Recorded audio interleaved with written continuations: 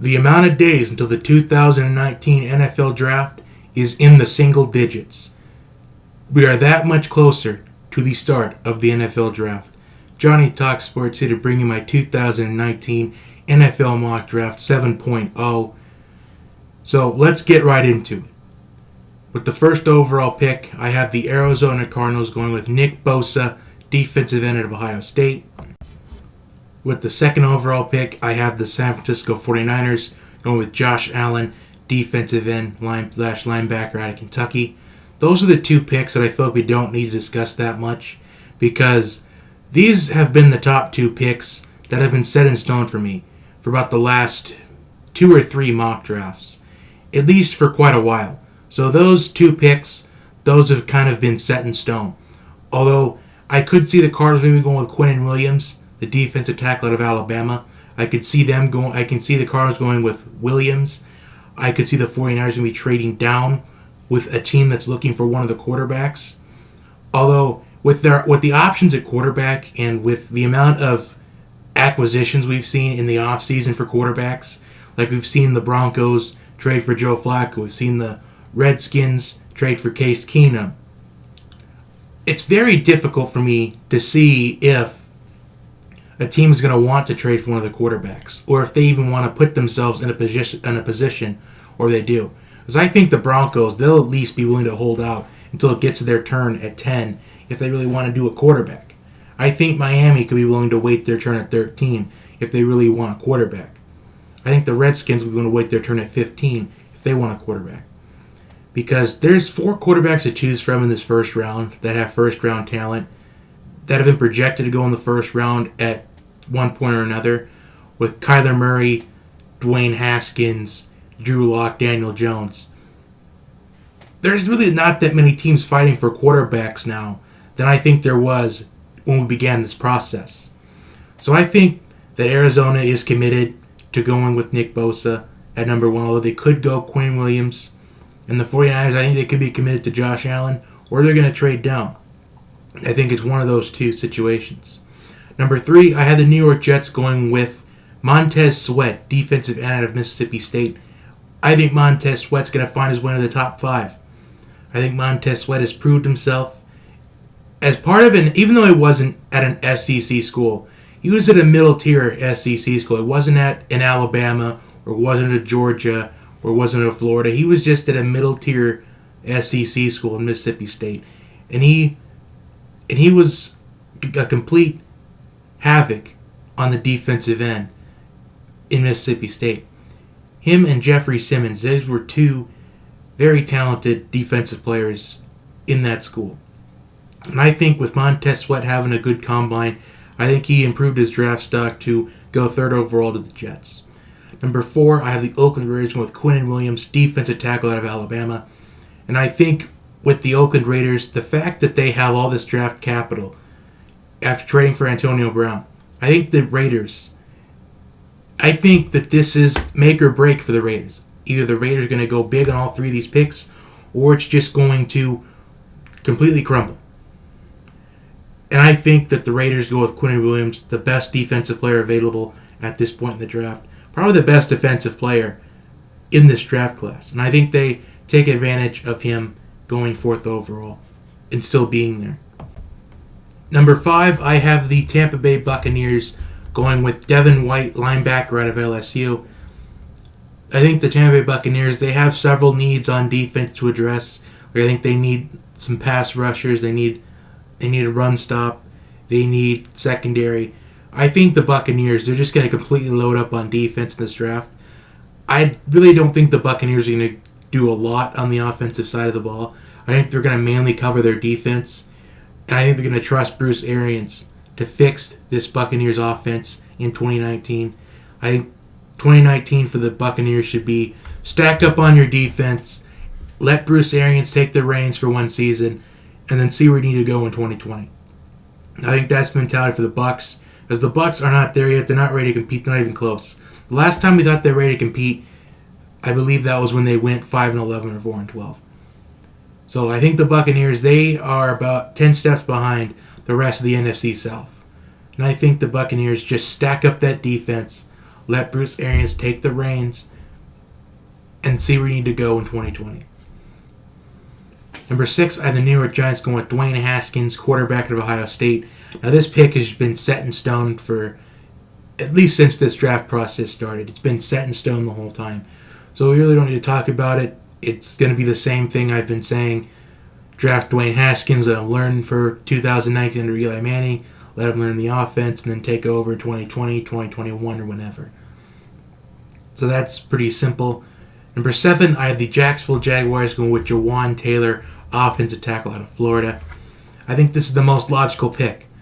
Although I did say a couple mock drafts ago that I could see the Jaguars going with DK Metcalf, the wide receiver of Ole Miss, but I think it could be a little bit too early. I think if Quinnen Williams and Jawan Taylor are both gone by the time Jacksonville's on the clock, I could see them just taking the best wide receiver in the draft class, giving Nick Foles a weapon to throw to. But since Jawan Taylor is available, and you can get a high-quality offensive tackle at the 7th overall pick, I think you should take advantage of it. I think they give protection to Nick Foles because to make the $88 million completely worth it. At number 8, I have the Detroit Lions going with Greedy Williams, cornerback out of LSU. There's been some picks or some mock drafts that have the Lions picking T.J. Hawkinson, the tight end of Iowa. It could happen, but I think the Lions need to address some defensive issues first. And I think the secondary is the start, and might as well take Greedy Williams while you can. I think Greedy Williams will add a big presence in the Lions secondary, because considering what you've got to cover within your division, like with the Vikings having the Stephon Diggs, Adam Thielen, you got to cover those. And the Bears, they're on the rise. The Packers are trying to get back into things, and I think they're going to be able to. And I think the Lions would. I think the smart pick here for Detroit is to go with Greedy Williams, best corner in this draft class. Take advantage. Number 9 are the Buffalo Bills taking Ed Oliver, defensive tackle out of Houston. And this has been a pick that's been set in stone for the last couple mock drafts, but I'm not going to touch on it too much. I'm just going to touch on it quickly. This is your replacement for Kyle Williams, a leader from the Bills that just retired just this past season. So adding that leadership, they're going to have some big shoes to fill, and I think Ed Oliver, I think this is a good pick for Buffalo. Although they could go with Metcalf or they could go with one of the offensive tackles. But I think this is a pick that's based off of logic. So I'm going with Ed Oliver at number 9 to Buffalo. Number 10, I have the Denver Broncos going with Kyler Murray, quarterback out of Oklahoma. I think with John Elway seeing what Pat Mahomes did this season, I think he wants to try to implement Pat Mahomes as much as he can by drafting someone with Kyler Murray, who has the arm strength of Pat Mahomes, maybe even a little bit faster than Pat Mahomes, maybe even faster than your Russell Wilson, your Cam Newtons, even your Michael Vicks, Lamar Jackson. So I think John Elway's using this pick to try to implement Pat Mahomes, because seeing what he did this past season, you got to get the next closest thing to Pat Mahomes and Kyler Murray. So that'd be a smart pick for the Broncos if they went that route. But it's hard to say if they're going to go that route or not, or if they're committed to Joe Flacco for the next 3-4 years. At number 11, I have the Cincinnati Bengals going with Andre Dillard, offensive tackle at Washington State. I think Devin White would be the pick here if he was still there at number 11.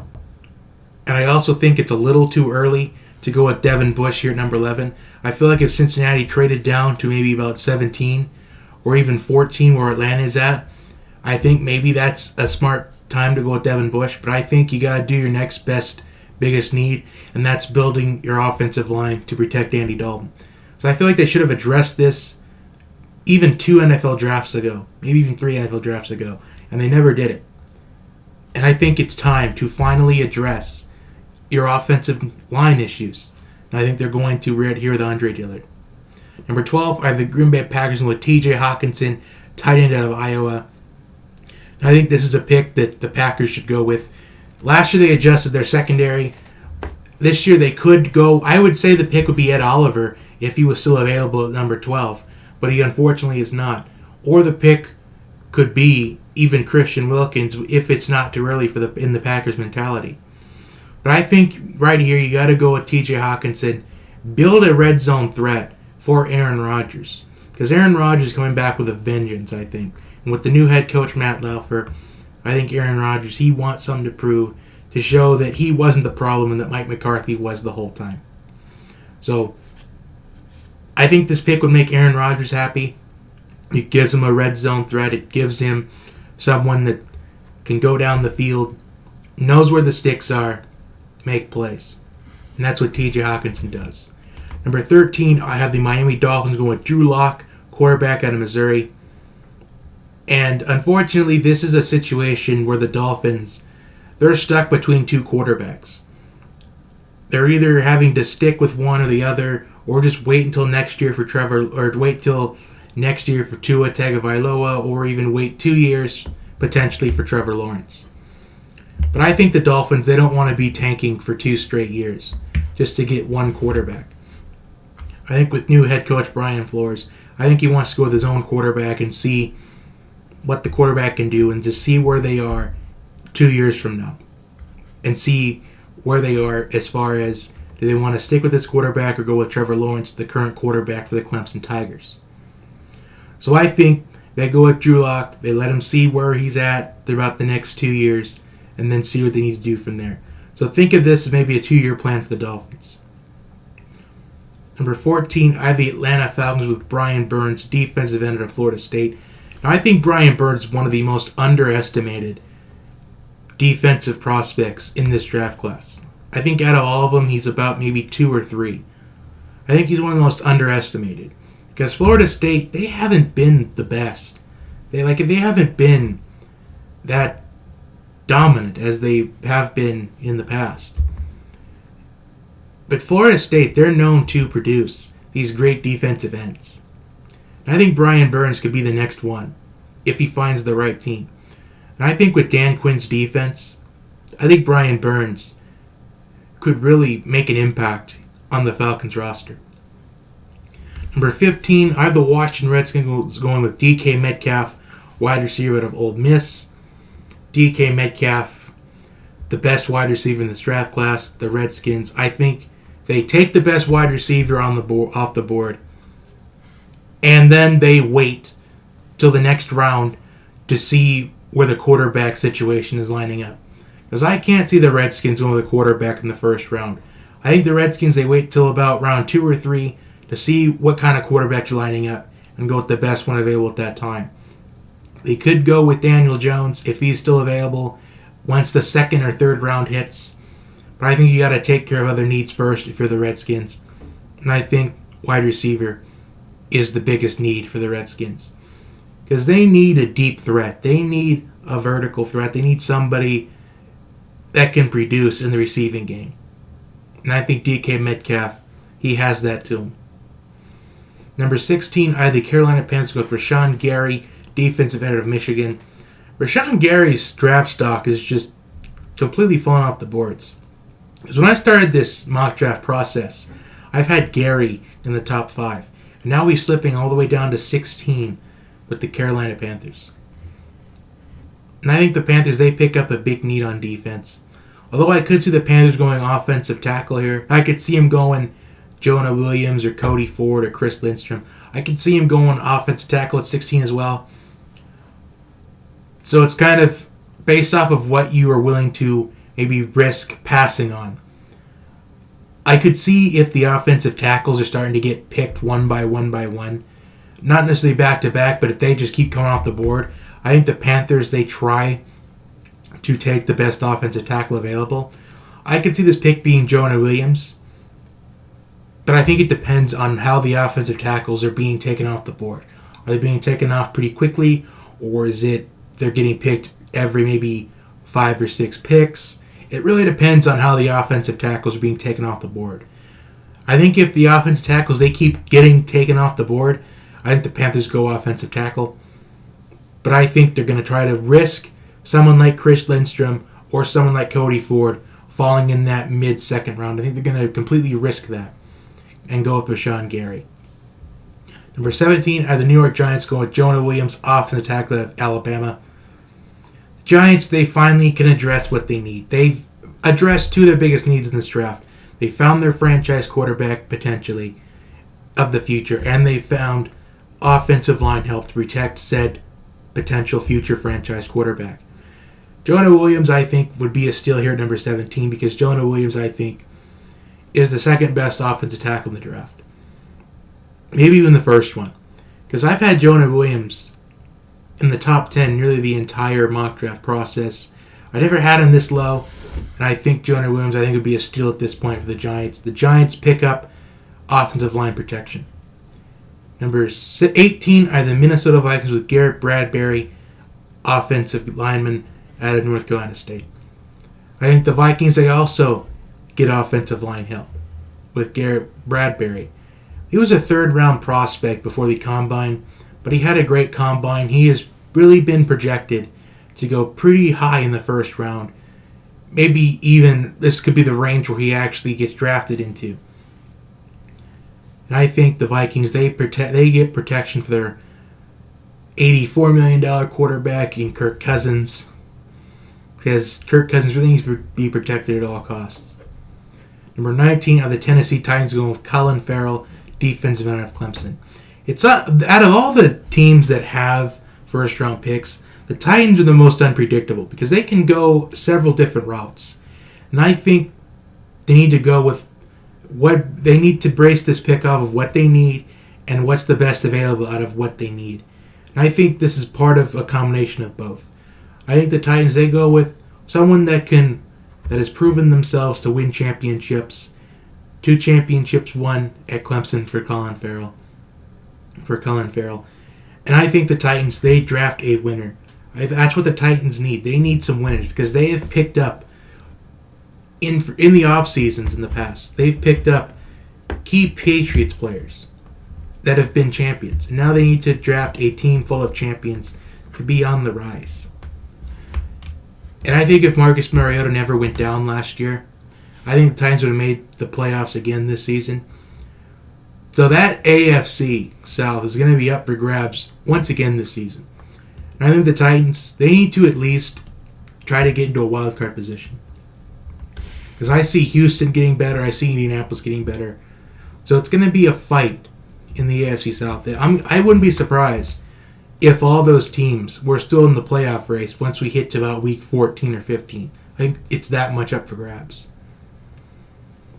Number 20 are the Pittsburgh Steelers, going with Devin Bush, linebacker out of Michigan. Some could say that they could be a team that trades up for DK Metcalf, but I don't think they would have the draft resources to do that at this point. I think they're going to just sit and see what happens, and I think they pick up their next big need, and that's defensive help. Although I could see this pick being Byron Murphy as well, which I have the Seahawks with Byron Murphy, the cornerback out of Washington. I could see the Steelers maybe taking Byron Murphy ahead of those Seahawks. And now that I've seen that Russell Wilson signed the deal with the Seahawks, the contract extension, I could see them going with an offensive tackle. I could see them going with an offensive line to protect Russell Wilson, to make sure that every single dollar of that extension was worth it. So I could see that happening as well. This is why I kind of regret not doing this last night, because things have changed. And I could see the Seahawks maybe going with an offensive tackle here, because we still have some offensive tackles still on the board. We still have Cody Ford still available. We still have Chris Lindstrom still available. We still have those two still available. I could see the Seahawks going with one of those 2 offensive tackles. But Brian Murphy's the pick because I think they need secondary help. But I think offensive line is the Seahawks' biggest need, but the secondary is their second biggest need. So kind of like the Panthers. It's based off what they're willing to pass up on for a later round. And I think it could also depend on the Panther situation, on how are the offensive tackles being drafted. Are they being drafted every 2 to 3 picks, or are they being drafted every 5 to 6 picks? So it's going to be interesting to see what happens on draft night when we see the Seahawks on the board. Or on the clock, excuse me. Number 22 are the Baltimore Ravens with Chauncey Gardner-Johnson, safety out of Florida. This is your simple Eric Weddle replacement. Because I think this is kind of a simple one. You just got to replace Eric Weddle. That's all you got to do. Although this could be a wide receiver. Although I could see towards the end of this, you're going to see how the rest of this mock draft lines up. It's going to be very defensive heavy. Number 23, I had the Houston Texans going with Cody Ford, offensive tackle, Oklahoma. I can see a lot of these playoff teams going with offensive linemen to protect your franchise quarterbacks. Number 24, I have the Oakland Raiders going with DeAndre Baker, cornerback out of Georgia. I think the Raiders, they need some secondary help as well, because the Raiders secondary just has been ineffective as of late. Number 25, the Philadelphia Eagles going with Nasir Adderley, safety out of Delaware. The Eagles, they get massive help in the secondary position. Number 26, the Indianapolis Colts with Christian Wilkins, defensive tackle out of Clemson. I think the Colts are going to be a team to look out for this season. I think the Colts, they are on the rise. I think the Colts have momentum at this point because they made it back to the playoffs after a 1-5 start to the season last year. They never gave up. They grinded it out. And I think the Colts, they have massive momentum heading to 2019. And this is a big pick for the Colts here, 26. I think this is an A-plus pick for the Colts. So I think Christian Wilkins, I think he can provide some leadership to that Colts defense. Number 27 are the Oakland Raiders with Noah Fant, tight end of Iowa. Now, there was some rumors saying that the Raiders are going to take a quarterback in the first round. They're not going to use a pick for a quarterback in the first round, which I knew the whole time, but the Raiders weren't going to go with a quarterback because there'd be no point to it. Because Antonio Brown seems happy to be catching passes from Derek Carr starting in 2019. So there's no point of upsetting your new face of the franchise. There's no point in doing that. There's no point in taking a quarterback and completely ruining the chemistry that you've developed through a Twitter interaction. There's really no point in doing that. So the Raiders, they pick up a big need in the tight end position to replace Jared Cook, who's now at the Saints. Next, I had the LA Chargers going with Jerry Tillery, defensive tackle of Notre Dame. Jerry Tillery is somebody that I've seen go in the mid-first round in a couple of mock drafts that I've seen. But I think it's kind of too heavy towards that front because it wouldn't surprise me if we saw Jerry Tillery maybe go somewhere where Atlanta's at in 14, or maybe even Minnesota at 18. I wouldn't be surprised if we saw him go a lot earlier because I think he did pretty well for Notre Dame. I mean, Notre Dame made the college football playoff this past season. It was pretty defensive heavy. And I think he could be one of the steals in the draft. And I think the Chargers, they get a steal here at 29 because I think he has some talent to compete toward a top 15 pick. And the fact that the Chargers are getting him about 14, 15 picks later than his talented value, I think it's a big steal for the Chargers.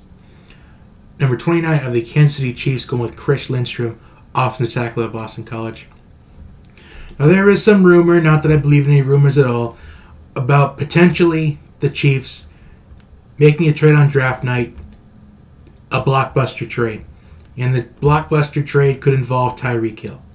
I'll believe it when I see it, but if we see a trade like that, it wouldn't surprise me if we saw possibly the Bills taking the bait in another Chiefs trade. Because the Bills need a wide receiver, the Redskins need a wide receiver.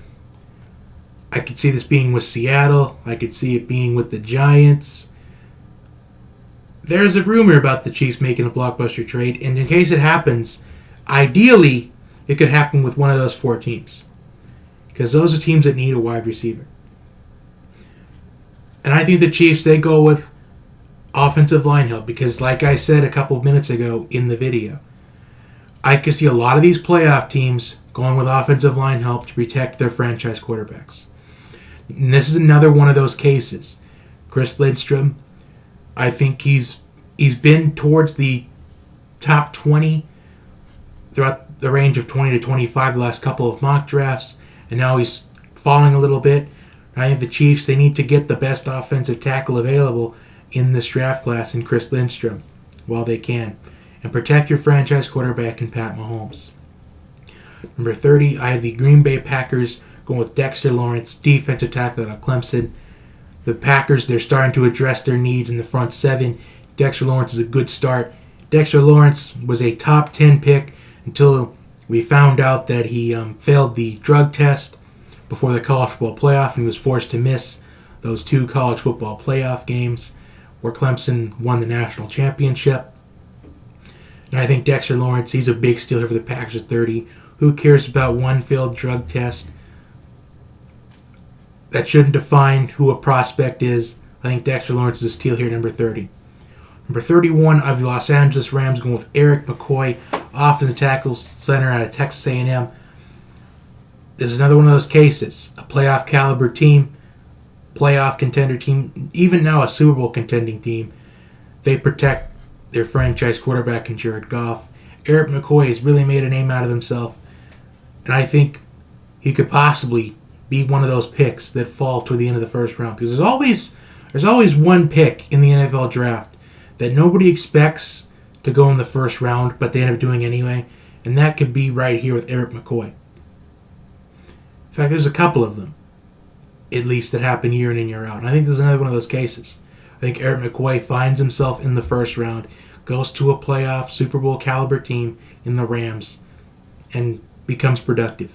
Number 32, I have the New England Patriots selecting Hakeem Butler, wide receiver out of Iowa State. Hakeem Butler, I think, is the second best wide receiver in this class. I think the wide receiver class is much more stacked than what everyone thinks it is. Because I've seen throughout the season, throughout the mock draft season, that the wide receiver class is not deep. I think it's deep more than you think, because you have talented wide receivers out there. You have DK Metcalf, you have N'Keal Harry, you have A.J. Brown, Hakeem Butler, Riley Ridley, Mecole Hardman. I think the wide receiver class is a stacked group, and I think it's more stacked than anybody thinks. And I know the Patriots, they have some needs they want to address, but I think they got to address the wide receiver issue, because the Patriots seem to be falling short on wide receivers, because there's no more Danny Amendola, there's no more Brandon Cooks. You gotta find new wide receivers, because the fact that Hakeem Butler is a talented wide receiver, and he's going to the defending Super Bowl champions with Tom Brady throwing passes to, I think Hakeem Butler could have a 1,000, maybe 1,200 yard season if he gets drafted in the first round by the Patriots. So that is my NFL Mock Draft 7.0. Like, share, and subscribe. I will see you next time. We're getting close to the NFL draft. I'm expecting at least one more NFL mock draft before draft night begins. I'll see you next time. Have a good day, everyone.